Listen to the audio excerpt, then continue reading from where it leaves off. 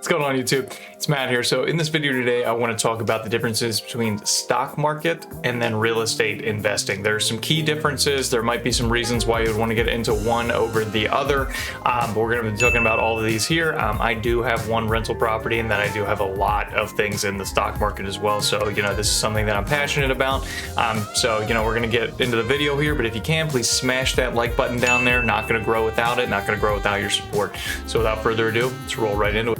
Number one, common misconception here is that real estate is passive. Real estate is not passive in the slightest. You're going to have people calling you, texting you for light bulbs. You're going to have plumbing emergencies that you're going to have to respond to all the time. Unless you contract that out to a property management group, then they're going to get in touch with them. It is not passive, but that's usually something that, people are doing later on down the road. If it's your first one, typically you wouldn't hire a property management group. You might not have the funds for it. A lot of people are going to start out smaller like that, but the stock market is a little bit more passive than real estate is. So if that's something that you are looking to do, if you want something that you can just set it and forget it, then the stock market is going to be for you. Real estate can also generate higher returns than the stock market can. Right now the stock market is not doing well at all, but let's say you could find a deal where you could find a property, fix it and flip it, and then make 100 grand. That's something that is well within the range to do in a real estate deal. It takes a lot more work than that, but with that being said, you can generate much higher returns with real estate investments than you can in the stock market.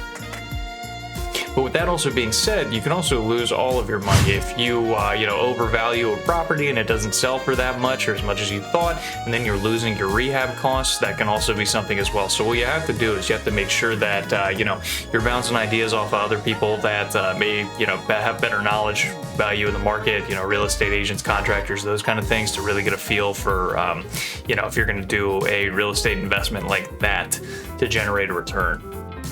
I want to go over a couple things here. I want to go over a couple different ways that are going to be important to you if you want to get into a real estate deal. All right, so number one that I'm going to be going over is the BRRR method. So this is, you're going to buy a property, you're going to rent it, you're going to rehab it, and then you're going to refinance, and then you're going to repeat it. This one's been deemed by biggerpockets.com. It's a really good method. So, you would look for a property that's typically undervalued. You can rent it out, and then, you can either live in that, so that would, like with your renters, that'd be like a house hack kind of thing, or you could live outside of it and then just slowly do rehabs to it, slowly increase the value, and then you can pull out your money with a refinance, and that cash is going to go straight into your bank account, and then you're going to be able to do the whole entire process again. So that is a great way to get started. Next one's going to be buy and hold real estate. This one, you're typically want to get a property in a good area, good neighborhood, good school district that's going to appreciate in value over time. And then you just slowly rent it out to people, hold it if you can, and then you're going to just wait for those, wait for the higher resale value to come in. So, a lot of people do this. They're able to wait the 30 years. Sometimes you can even get as much as $200,000-$300,000 from doing that, from, just appreciation in general. So, if that's something with you, if you have the money to, purchase a home right now that is in a good area and you can sit on it and know that, in 30 years, you're going to be able to turn an amazing profit from that. All right, so we got two more real estate ones to go over, and then we're going to get right into the stock market. So make sure that you stick around for that. Going to be covering all of those. So fix and flip. This is one that you could do if you have, a knowledge of fixing up homes, or if you are, buddy with a contractor that's going to be able to get it done for you. This, you can turn a major profit. Let's say you get a foreclosure, which is, a home that the owner stopped paying for and the bank repossessed it. They're looking for people that are coming in with cash offers. You could do that. You could pay that in cash for a home that's extremely undervalued, fix it up, and sell it for a large profit. My dad actually did something similar to this and ended up making like $110,000 or something like that, when he was actually able to sell the home. So if you have the experience with this, you can turn a very large profit, but keep in mind the risk on this one is extreme. If you don't do the numbers right, you purchase a home, you can't sell it, foundation issues that you weren't thinking of, it can start to add up relatively quickly. This is what I do. Essentially what you do in your house hacking is you just rent out rooms to other people. You can either do a duplex where you have one side and rent out the other side, or you can just rent out bedrooms. This is the best way to get started. I started doing this when I was an athletic trainer, so I wasn't even, in my medical sales role yet. So this is the easiest way for me to sort of get my feet wet in the game. I would say it's the easiest way for, beginners. It helps you pay down that mortgage with the rent income. All right, if you made it this far, let me know which one out of those you liked the most. Let me know down in the comments. I'll be responding to those. Now I want to get into the stock market here. This is a much more passive investment. I'm going to be going over different investment in vehicles that you can do in the stock market, and then you can sort of, make your pick which one you like that, corresponds with your values.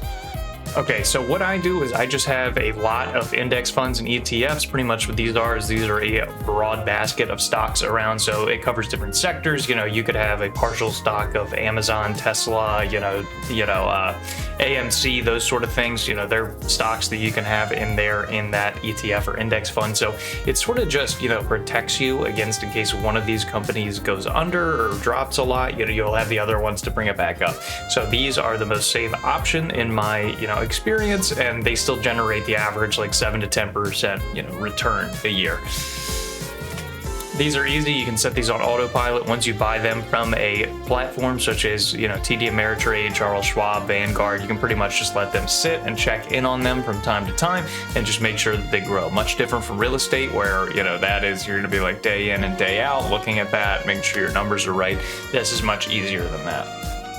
Other things you can do, another, investment vehicle that you can have there is going to be, if you were to do bonds or money market funds, essentially a money market fund, you just put that in. That's, very similar to a checking account, but will generate a higher percent. I think the percents right now are at 4.63 last time I checked. So, that's annualized. So if you don't trust the stock market nearly as much with everything that's going on with volatility right now, you can go ahead and put your money in a money market fund. They have those on Charles Schwab as well. Other sites, you just look up money market funds and you can put that in that. But that's going to get you a much better return than a checking account would. So think smarter, not harder here. So in conclusion, both of them have, their positives and negatives. I think it's good to get into both at some point just so you can diversify yourself and get the experience with both and, have a good foundational knowledge. You can get the 7 to 10% return in the stock market. Real estate, you can get, a little bit more, or you can get any percentage return if you're good enough at looking for deals. So that being said, please subscribe if you like the content. Take care.